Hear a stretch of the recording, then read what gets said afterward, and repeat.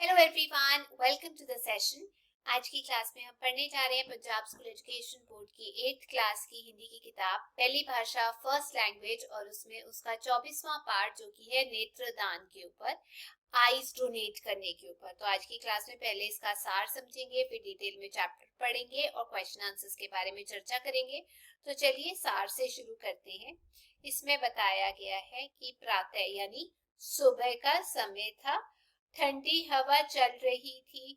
अपनी बात सुनाने वाली महिला घर के बगीचे में चाय पी रही थी कि फोन की घंटी बजी। उसकी बेटी फोन बाहर ही ले आई और उसने फोन अपनी मम्मी को दिया। फोन सुनते ही वह फूट फूट कर रोने लगी। पूछने पर पता लगा कि उसकी प्रिय सहेली हृदय घाट से चल बसी थी। वह और उसका पति शीघ्रता से उसके घर को चले। घर से चलने से पहले उसने अपने नेत्रदान करने का संकल्प पत्र उठाया और फोन से नेत्र बैंक को सूचना दी, आई बैंक को। वहां पहुंचकर पता लगा कि सुबह 4 बजे उसकी सहेली को दिल का दौरा पड़ने से उसकी मृत्यु हो गई थी। महिला ने उसके पति को बताया कि उसकी मृतक पत्नी ने कुछ दिन पहले नेत्रदान करने का संकल्प किया था, आईज डोनेट करने का। पति ने बताया कि वह बाहर गया हुआ था और कल रात ही वापस लौटा था। उसने फोन पर इतना अवश्य बताया था कि वह मुझे कोई महत्वपूर्ण बात बताने वाली थी। महिला ने उसे अपना नेत्रदान पत्र दिखाया। सहेली की सास और ससुर पहले तो अपनी बहू के नेत्रदान के लिए तैयार नहीं हुए, लेकिन बाद में वे इसके लिए मान गए।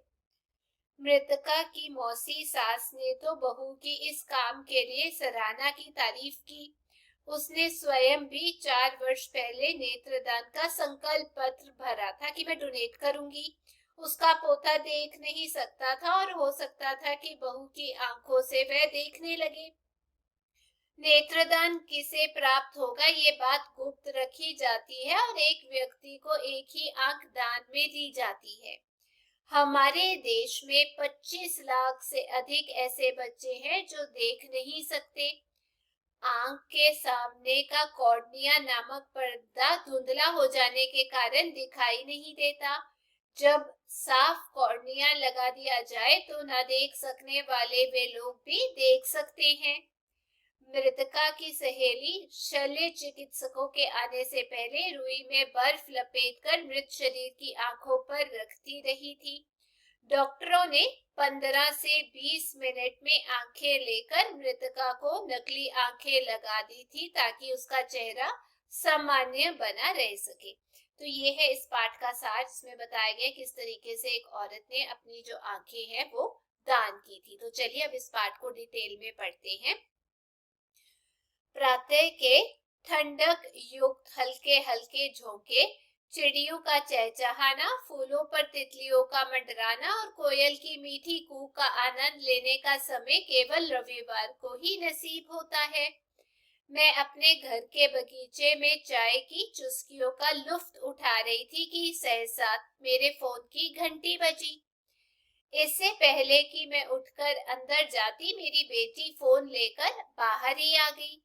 फोन पर बात करते ही मैं फूट फूट कर रोने लगी, जोर जोर से। किसी अप्रिय घटना की घटित होने की आशंका से मेरे पति भी समाचार पत्र छोड़कर उठ खड़े हुए, अखबार छोड़ के। उन्होंने बेटी को पानी लाने को कहा। पानी पीने के उपरांत मैंने उन्हें बताया कि मेरी प्रिय सहेली का हृदय आघात के कारण देहांत हो गया है। यह समाचार सुनकर अपने आप को स्थिर करते हुए उन्होंने कहा, जैसी भगवान की मर्जी। उसके आगे किसी की भी पेश नहीं चलती। फिर बोले, हमें अभी उनके घर जाकर स्थिति को संभालना चाहिए। जो ही हम घर से निकलने लगे त्यों ही मुझे याद आया कि उसने तो मेरे साथ नेत्रदान करने का संकल्प किया था, आईज डोनेट करने का। मैंने अपना संकल्प पत्र उठाया और फोन द्वारा नेत्र बैंक को सूचना दी। सदा चुहलबाजी करने वाली मेरी सहेली आज बच्चों के विलाप से बेखबर, शांत साध्वी सी प्रतीत हो रही थी। घर में मातम छाया हुआ था। मुझे देखते ही उसकी बेटी मेरे गले से लिपटकर रोने लगी। मैंने पूछा, ये अचानक कैसे हुआ? उसने मुझे बताया कि सुबह 4 बजे के करीब मम्मी ने घबराहट और छाती में दर्द की शिकायत की थी। हम उन्हें तुरंत अस्पताल ले गए, परंतु तब तक वह हमें छोड़कर किसी और दुनिया में जा चुकी थी। उसकी मृत्यु का सदमा हम सबके लिए असहनीय था, लेकिन मैंने अपने कर्तव्य का पालन करते हुए उसके पति को एक ओर ले जाते हुए बताया कि मैंने नेत्र बैंक में सूचना दे दी है, वे लोग आते ही होंगे। उसके पति ने हैरानी से पूछा, वह क्यों? मैंने उन्हें बताया कि उसने आपको नेत्रदान की इच्छा के बारे में कुछ नहीं बताया क्या? उन्होंने कहा, नहीं तो। फिर वह कुछ सोचते हुए बोले, हाँ, वह उस दिन फोन पर कुछ कह तो रही थी कि जब आप वापस आओगे तब आपको एक महत्वपूर्ण जरूरी खबर सुनाऊंगी। मैं कल रात को ही बाहर से आया हूँ, इसलिए बात नहीं हो सकी। हाँ भाई साहब, गत रविवार एक संस्था की ओर लगाए गए नेत्रदान शिविर में हम दोनों ने जीवित नेत्र संकल्प पत्र भरे थे। मैंने उन्हें अपना नेत्रदान संकल्प पत्र दिखाते हुए कहा। परिवार के बुजुर्ग भी हमारी बातचीत सुन रहे थे। सहसा उसके ससुर गुस्से में बोले, उसने हमसे पूछा तक नहीं। इतने में मेरे पति ने उन्हें प्यार से समझाते हुए कहा, बाबूजी, हर इंसान का अपने शरीर पर अधिकार होता है, उसकी इच्छा सर्वोपरि सबसे ऊपर है और अंगदान तो स्वेच्छा से होता है। मैंने बाबूजी को सहारा देते हुए कहा, हमें मृतक की इच्छा का सम्मान करना चाहिए। उन दोनों की सहमति समझते हुए मैंने रुई और बर्फ मंगवाई तथा बर्फ को रुई में लपेटकर उसकी बंद आंखों के ऊपर रख दिया और पंखा बंद करने को कहा। ज्यों ही मैंने मृतका का सिर ऊंचा उठाया, तभी उसकी सांस जोर से चिल्लाई, अरे ये तुम क्या कर रही हो? मैंने उसे बहू नहीं, बेटी बनाकर रखा था। मैं उसके शरीर की चीड़-फाड़ नहीं होने दूंगी। तभी उसके पति ने धीरे से बताया, माँ, तुम्हारी बहू ने जीते जी अपनी आंखें दान करने का संकल्प किया था। मैंने भी आई नेत्रों से समझाया, मृतक का शरीर देहाग्नि के साथ ही राख हो जाता है। नेत्रदान से तो वह सदा दुनिया में ही रह सकेगी। तभी उसकी मौसी सास भी आ पहुंची। उसने रोते हुए पूछा, क्या हुआ दीदी, बहू को? अरे देख, ये सब मिलकर मेरी बहू की आंखें दान कर रही हैं। मौसी सास ने कहा, अच्छा, नेत्रदान कर रहे हैं? दीदी, ये तो बड़े गर्व की बात है। मैंने भी ये संकल्प पत्र 4 वर्ष पूर्व पहले भरा था। आप तो जानती ही हैं कि मेरा पोता देख नहीं पाता। हो सकता है बहू की आंखों से मेरे पोते का जीवन प्रकाशवान हो जाए। तभी सहेली का बेटा बोला, दादी जी, हो सकता है मम्मी की आंखें ही आपके पोते को मिल जाएं। मैंने उसे प्यार में समझाया, नहीं बेटा, ये बात गुप्त रखी जाती है, बताई नहीं जाती। फिर दोनों नहीं, एक व्यक्ति को केवल एक आंख ही लगाई जाती है। दूसरी आंख से किसी अन्य व्यक्ति का जीवन रोशन हो सकता है। मैंने उन्हें बताया, हमारे देश में 25 लाख से अधिक बच्चे ऐसे हैं जिनकी आंखों का सामने वाला पर्दा यानी कॉर्निया किसी न किसी कारण धुंधला हो जाता है, जिससे उन्हें देखने में कठिनाई होती है। धुंधले पर्दे की जगह यदि साफ पर्दा लगा दिया जाए तो वे भी देख सकते हैं, मगर ये तभी संभव है यदि कोई नेत्रदान करे। इतने में नेत्र बैंक से नेत्र विशेषज्ञ, शल्य चिकित्सक और उनकी टीम के अन्य सदस्य आ गए। उन्होंने परिवार की सहमति तथा सारी औपचारिकताओं पूरी करते हुए 15 से 20 मिनट में आंखें लेने के बाद नकली आंखें लगा दी ताकि उसका चेहरा सामान्य बना रहे। मेरा धन्यवाद किया और फिर वहां से वे चले गए। मेरा यज्ञ सफल हो गया। मैंने हाथ जोड़कर भरे नैनों से सहयोग के लिए पूरे परिवार का धन्यवाद किया। मैं आश्वस्त थी कि अब मेरी सहेली फिर से संसार को देखने के लिए एक नई देह में प्रवेश करेगी। नेत्रदान ने उसके जीवन के मायने ही बदल दिए थे। ठीक है, तो ये था पाठ के बारे में चर्चा। अब हम इसके जो अभ्यास है उसके प्रश्न उत्तर के बारे में बातचीत करेंगे। तो चलिए शुरू करते हैं। सबसे पहले यहाँ पर हम लोगों को शब्दार्थ दिए गए हैं, उनसे शुरू करते हैं। सबसे पहला शब्द है यहाँ पर नसीब, जिसका मतलब होता है भाग्य। वैसे ही सहसा का मतलब अचानक, आशंका मतलब संदेह या शक, हृदयाघात मतलब दिल का दौरा, चूहलबाजी मतलब शरारती, विलाप का मतलब रोना धोना, असहनीय मतलब जिसे सहन न किया जा सके, संकल्प का मतलब इच्छा या निश्चय, सर्वोपरि मतलब सबसे ऊपर, स्वेच्छा का मतलब अपनी इच्छा, आर्द्र मतलब नमी युक्त, शल्य मतलब चीरफाड़, आश्वस्त मतलब जिसे आश्वासन या भरोसा मिला हो। आगे इन मुहावरों के अर्थ समझते हुए वाक्यों में आपको इनका प्रयोग करना है। तो चलिए इनका उत्तर मैंने यहाँ पर लिखा है। पहला है लुफ्त उठाना। सभी बच्चों ने रीना की जन्म दिवस पार्टी में बहुत लुफ्त उठाया था। दूसरा, मातम छाना। भरी सभा में नेताजी की हृदय गति रुक जाने के कारण मातम छा गया। तीसरा, गले से लिपट कर रोना। विवाह के पश्चात विदाई के समय रोहिणी अपनी मम्मी के गले से लिपट फूट फूट कर रो रही थी। चौथा, किसी और दुनिया में जाना। हम सबको मरकर किसी और दुनिया में जाना ही होगा। पांचवा, जीवन प्रकाशवान होना। भाई साहब ने अपनी सारी संपत्ति दीन दुखियों को दान देकर समाज सेवा में लगकर अपने जीवन को प्रकाशमान कर लिया।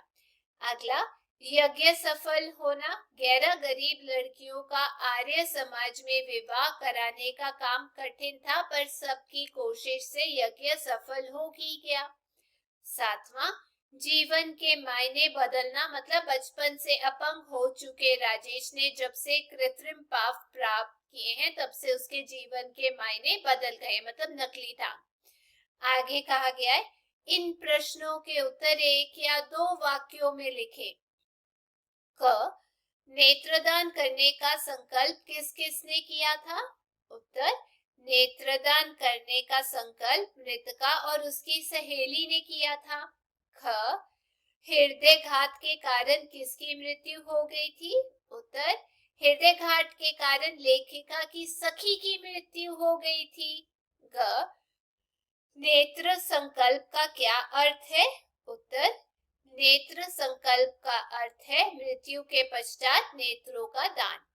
आगे, सहेली के परिवार वालों ने नेत्रदान करने का विरोध कैसे किया? उत्तर, सहेली के परिवार वालों ने नेत्रदान करने का विरोध इसलिए किया था कि उन्हें उसके नेत्रदान के विषय में कुछ भी पता नहीं था।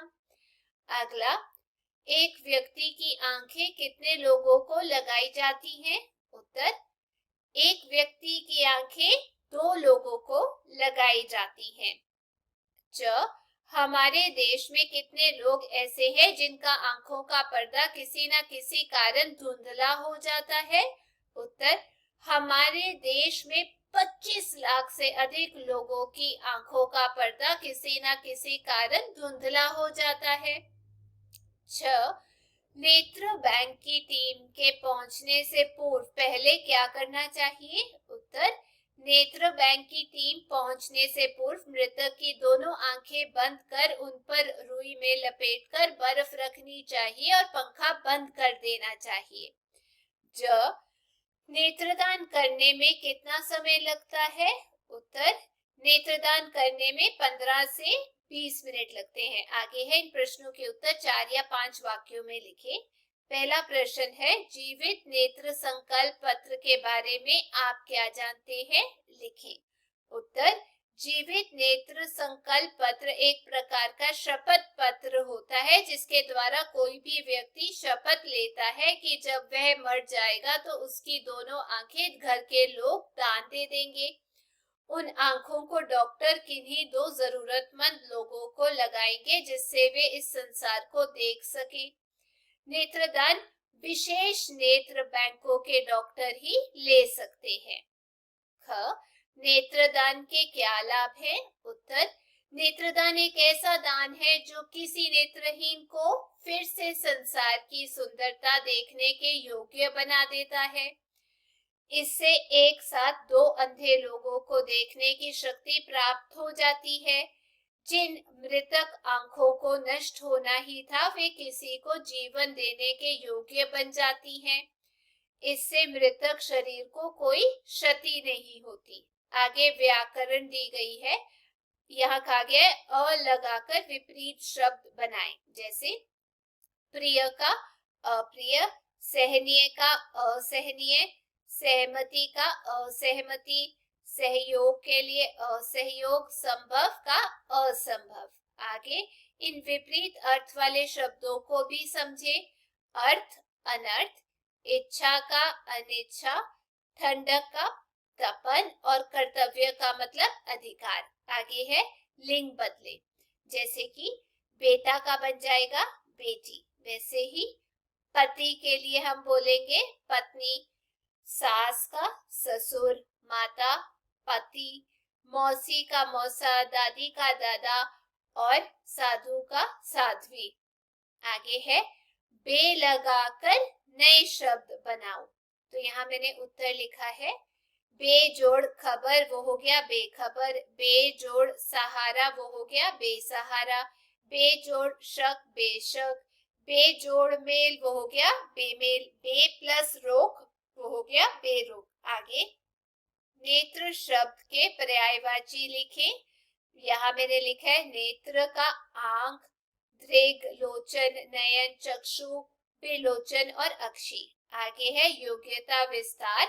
नेत्रदान किसी भी आय में मरण उपरांत किया जा सकता है। आयु में एक व्यक्ति की आंखें किन्हीं दो व्यक्तियों को प्रत्यारोपित की जाती है, दी जाती है।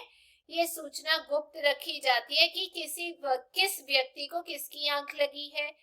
नेत्रदान करने वाले को दानी डोनर और नेत्र प्राप्त करने वाले को प्राप्तकर्ता डोनी कहा जाता है। आगे नेत्र लेने के बाद इन्हें 24 से 36 घंटे तक रखा जाता है, जहां इनकी जांच पड़ताल की जाती है। नेत्र बैंक में एक रजिस्टर लगा होता है जिसमें इच्छुक व्यक्तियों के नाम दर्ज होते हैं।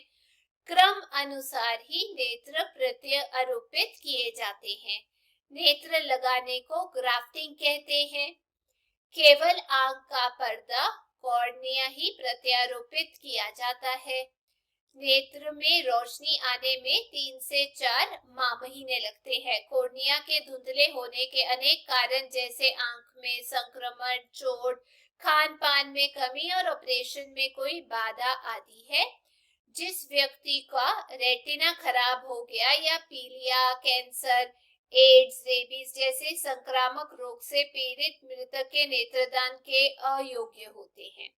नेत्र बैंक की टीम के पहुंचने तक मृत्यु के उपरांत दोनों आंखें बंद कर दें, पंखा न चलाएं, बर्फ रुई में लपेटकर उसकी आंखों पर रख दें, ताकिया लगाकर मृतक का शरीर ऊंचा कर दें। संकल्प कीजिए, कोई भी जीवित व्यक्ति संकल्प पत्र सकता है। संकल्प पत्र निकटवर्ती क्षेत्र बैंक को भेजा जाता है। नेत्र बैंक से नेत्रदानी कार्ड यानी आई डोनर कार्ड मिलता है। इसे हमेशा अपने पास संभाल कर रखें। संकल्प पत्र ना भी भरा हो तो भी नेत्रदान हो सकता है।